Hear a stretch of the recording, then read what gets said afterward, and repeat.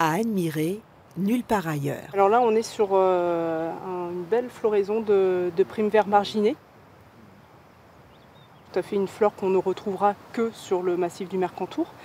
Donc on la reconnaît avec ces petites feuilles dentelées là, qui sont un petit peu blanches sur le bord. Et en fait, on les retrouve que sur du calcaire. Et en fait, cette petite trace blanche, en fait, c'est l'expression du calcaire en fait, qui ressort. Avec plus de 2000 espèces végétales, dont une centaine endémiques, le parc du Mercantour est véritablement le paradis des botanistes. Renoncule, pensée, potentis, gentiane. En cette période, le décor se colore. Le moment de profiter des soldanelles sorties du manteau neigeux et qui, elles, vont vite disparaître.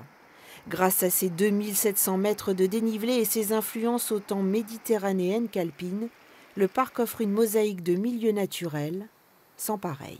Et donc on a tous ces étages successifs avec l'altitude qui fait qu'on a une flore qui est vraiment spécifique à chaque milieu.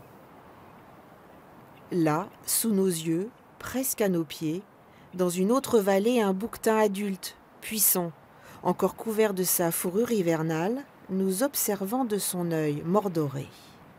On les classe souvent comme des animaux dits sauvages, mais en fait, dès le moment où on les respecte, on se tient à distance d'eux, on peut cohabiter avec eux. Enfin, c'est une relation normale entre deux espèces.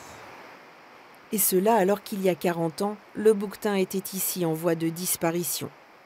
Sauvetage d'espèces animales, densification d'autres, notamment les chamois, aujourd'hui au nombre de 9000, et même réintroduction réussie, comme celle du gypaète barbu. Ce sont les règles strictes mises en place à la création du parc national, chasse interdite, pêche et cueillette réglementée, qui ont permis ces résultats, cette impressionnante richesse animale. Plus récemment, c'est une autre espèce emblématique qui est revenue, le loup.